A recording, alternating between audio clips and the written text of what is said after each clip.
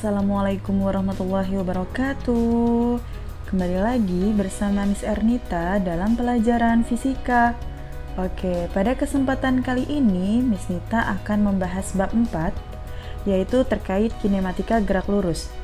Apa saja yang akan kita bahas? Oke, kalian perhatikan ya. Yang pertama tentang definisi gerak. Apa itu gerak? Gerak adalah suatu benda yang dikatakan bergerak jika posisi senantiasa berubah dari suatu acuan tertentu. Misalkan, ketika si A bergerak 2 langkah ke depan, kemudian mundur 2 langkah. Apakah si A dikatakan bergerak?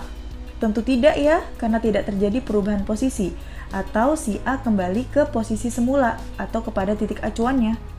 Karena majunya 2 langkah, kemudian mundurnya 2 langkah, berarti tidak mengalami perubahan posisi, berarti tidak dikatakan bergerak ya.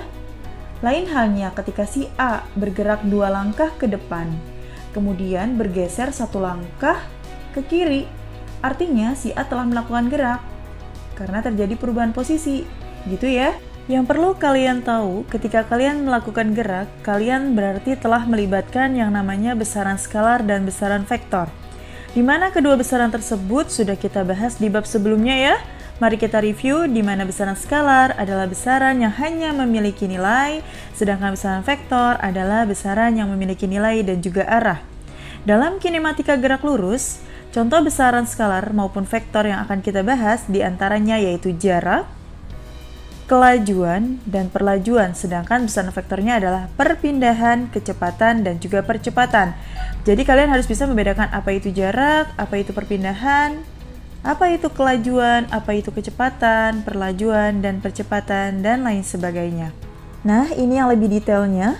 Dalam kinematika gerak lurus, kita akan bahas terkait jarak dan perpindahan, kelajuan dan kecepatan, kelajuan rata-rata dan kecepatan rata-rata, kelajuan sesaat dan kecepatan sesaat, percepatan dan perlajuan, dan yang terakhir adalah GLB, gerak lurus beraturan, dan GLBB, gerak lurus berubah beraturan. Oke, kita bahas terkait perbedaan jarak dan perpindahan terlebih dahulu ya. Jika jarak ditentukan oleh seluruh riwayat perjalanan benda, artinya dari awal kali perjalanan sampai dengan terakhir, itu seluruhnya diperhitungkan. Beda dengan besarnya perpindahan, itu hanya ditentukan dari posisi awal dan posisi akhir. Jadi posisi awal sama posisi akhir langsung dihitung, gitu ya. Jadi titik awal ketemu titik akhir, langsung bisa dihitung. Oke, yang pertama contohnya adalah seorang anak berjalan ke atas sejauh 600 meter. Oke, seperti ini. Sejauh 600 meter ke atas, gini ya. Kemudian bergeser ke kanan sejauh 800 meter. Oke.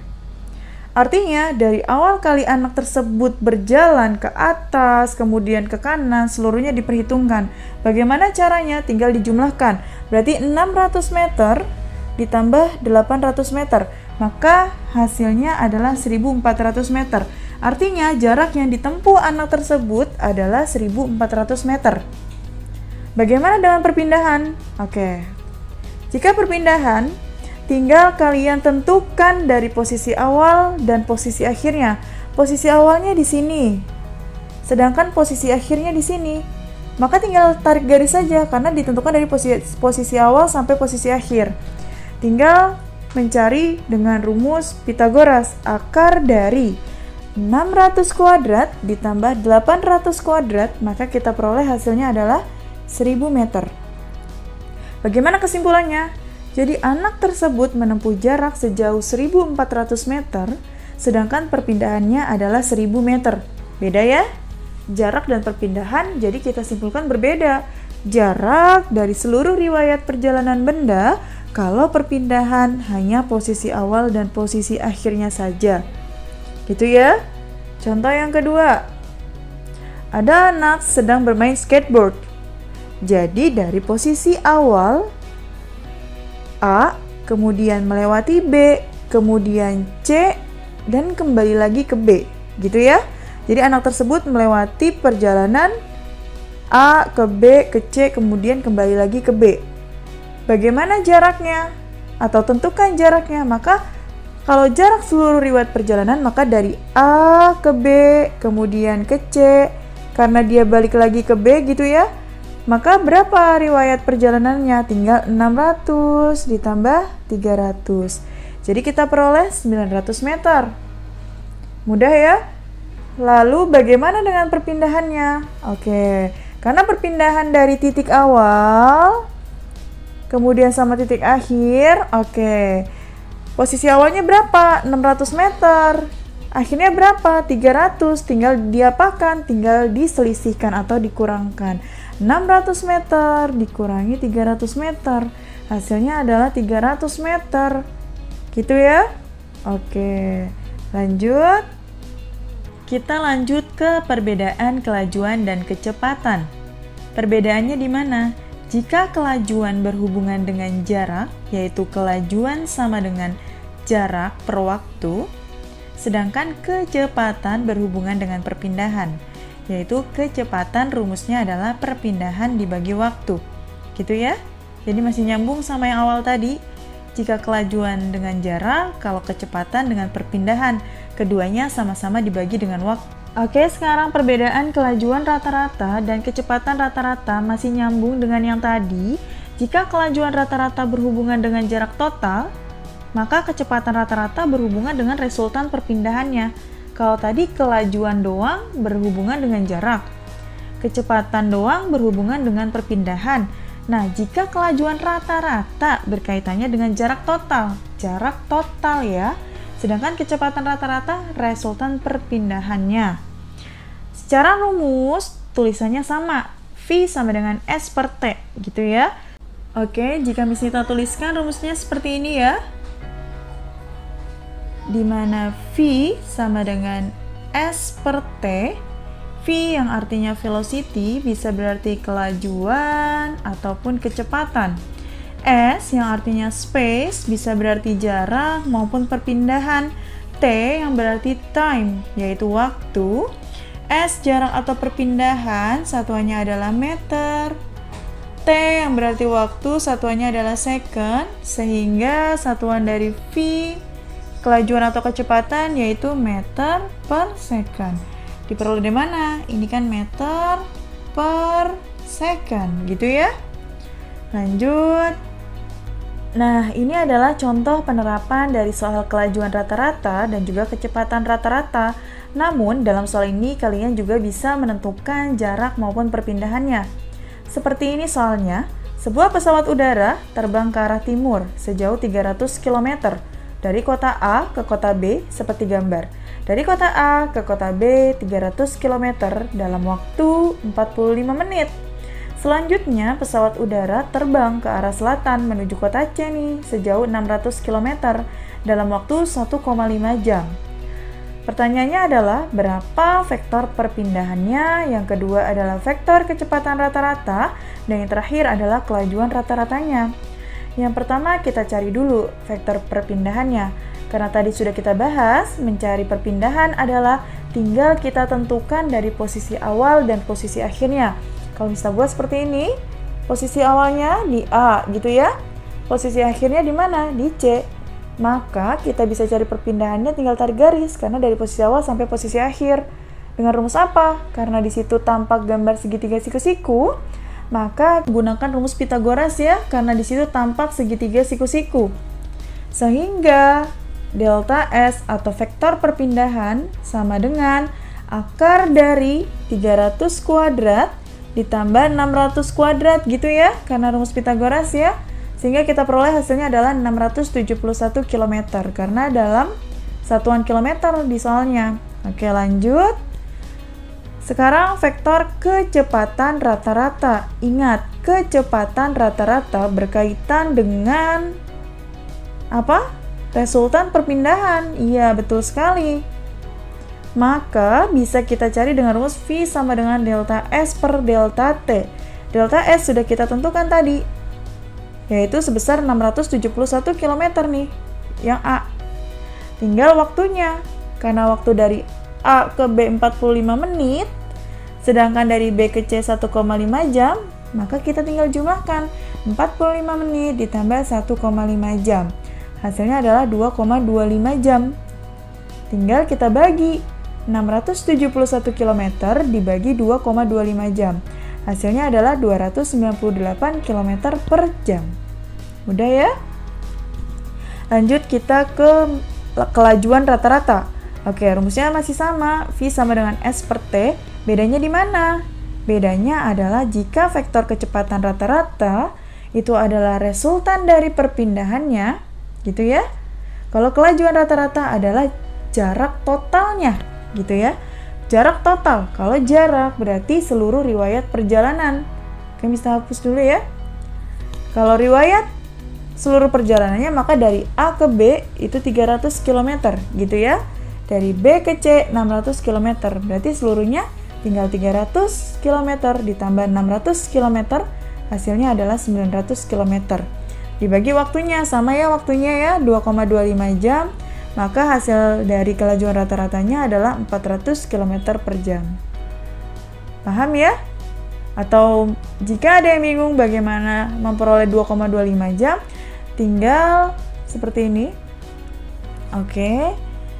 45 menit berapa jam? Tinggal karena 1 jam 60 menit, maka kalau menit ke jam tinggal dibagi 60 gitu ya. Oke. 45 dibagi 60 sama dengan berapa? 0,75 ya. Tinggal ditambah berapa tadi waktunya? 1,5 ya. Berarti tinggal ditambah 1,5 jadi gini ya. Oke. Langsung aja ya. 5, 7 tambah 5 berapa? 12. 1 tambah 1, 2. Jadi 2,25 jam. Dari sini ya. Oke. Kita lanjut ke perbedaan kelajuan sesaat dan juga kecepatan sesaat. Perbedaannya apa?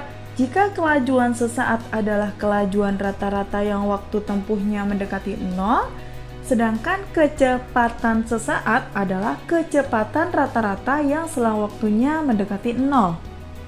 Oke, biar lebih mudahnya kalian perhatikan di sini hubungan antara perpindahan yang disimbolkan dengan S, kecepatan yang disimbolkan dengan V, dan juga percepatan yang disimbolkan dengan A.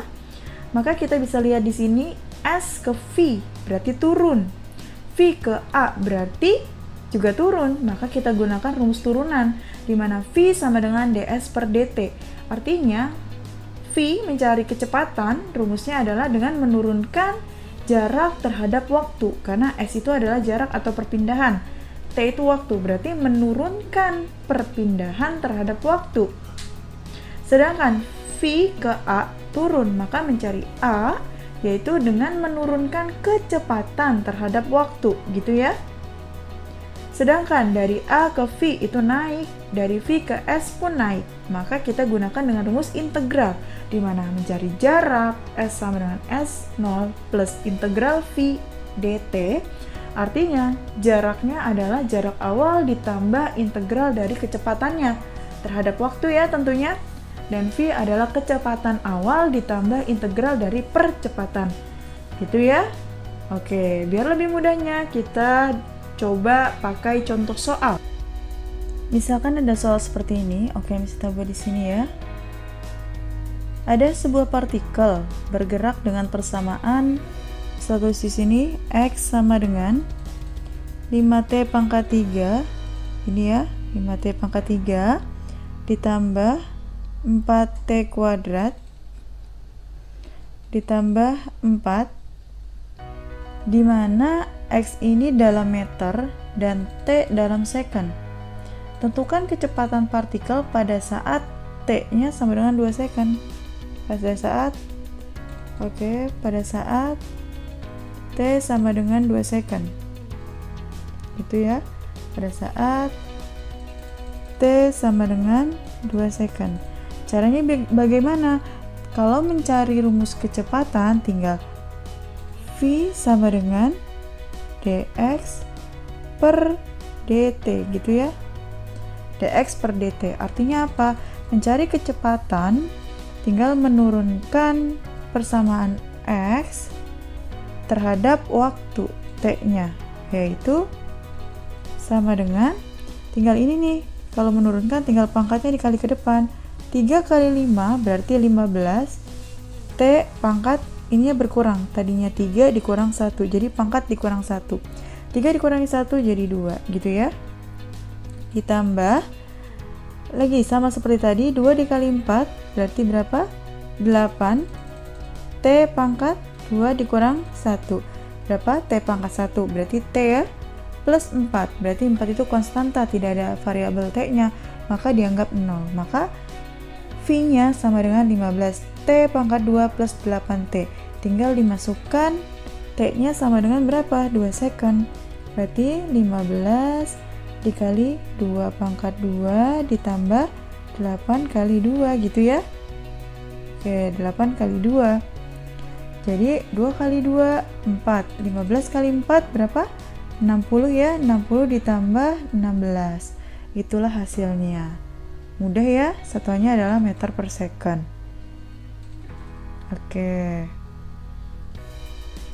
Oke, kita lanjut ke percepatan dan perlajuan, di mana percepatan dan perlajuan sama-sama menyatakan laju perubahan kecepatan sebuah benda yang dirumuskan dengan A sama dengan delta V per delta T.